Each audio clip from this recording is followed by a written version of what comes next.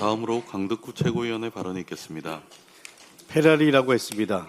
이재명 대통령의 이탈리아 방문에 대해 함께 동행한 우리 기업인이 멜로니 이탈리아 총리의 일처리 속도가 페라리 같다고 했습니다.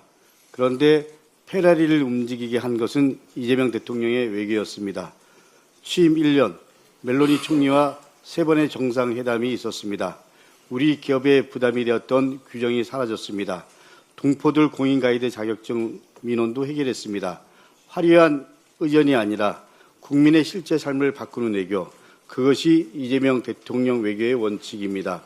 이재명 대통령은 이제 G7 정상회의에 참석합니다. 대통령은 세계의 중심에서 대한민국의 목소리를 내고 있습니다. 저는 오늘 이 자리에서 진심으로 그리고 절박한 마음으로 말씀드립니다. 대통령은 모든 것을 걸고 대한민국을 위해 뛰고 있습니다. 그런데 우리는 지금 무엇을 하고 있습니까? 저는 대표님을 포함해서 우리 지도부 모두에게 묻습니다. 대통령이 달리는 동안 우리는 혹여 브레이크를 밟고 있지는 않았습니까? 어제 한 말이 다르고 오늘 하는 말이 다릅니다. 하나가 되져가면서 분열의 목소리를 냅니다. 앞에서 패러리 말씀을 드렸습니다만 엔진이 2개인 자동차는 세상에 존재하지 않습니다.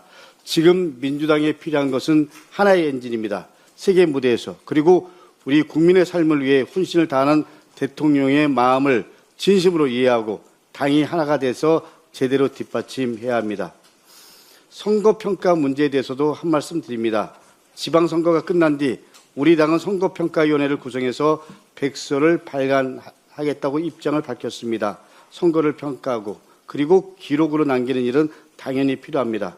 잘한 것은 잘한 대로, 잘못한 것은 잘못한 대로 냉정하게 복귀해야 합니다. 그런데 저는 한 가지 우려를 말씀드리지 않을 수 없습니다. 평가의 핵심은 결과가 아니라 과정입니다.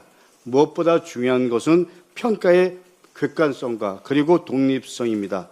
선거에 책임 있는 사람들이 스스로 평가하는 방식으로는 국민과 당원의 신뢰를 얻기 어렵습니다. 축구 경기에서 패배한 감독과 코치진이 경기 평가서를 직접 작성한다면 누가 그 결과를 신뢰하겠습니까?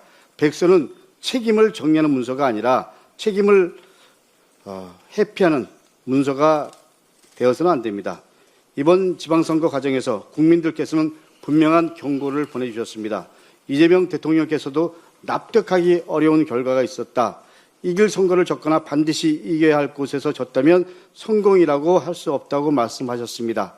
우리가 해야 할 일은 결과를 미화하는 것이 아닙니다. 왜 그런 민심이 나타났는지 냉정하게 객관적으로 확인하는 것입니다. 평가위원회는 당 지도부와 선거 책임자들의 자기평가가 아닙니다. 외부 전문가와 현장 후보자, 당원과 국민의 목소리가 중심이 되는 구조여야 합니다. 국민은 칭찬을 요구하지 않습니다. 국민은 솔직한 반성과 정확한 진단을 요구합니다. 민주당이 정말 강한 정당이 되려면 그리고 국민에게 사랑받는 정당이 되려면 자신에게 가장 엄격해야 합니다. 저는 이번 선거평가 백서가 면피형 보고서가 아니라 민주당이 다시 국민 속으로 들어가기 위한 성찰의 기록이 되기를 바랍니다. 그것이 국민과 당원에 대한 최소한의 책임이라고 생각합니다. 분명하게 다시 한번 말씀드립니다. 어떤 현란한 수사를 쓰고 어떤 명분을 내세우더라도 당원은 압니다. 결국 마지막은 당원의 선택이고 당원의 판단이고 당원의 입장입니다. 당원은 영원하지만 당권은 유한하다는 말씀 분명히 드립니다. 이상입니다. 다음으로 이성윤 최고위원의 발언이 있겠습니다.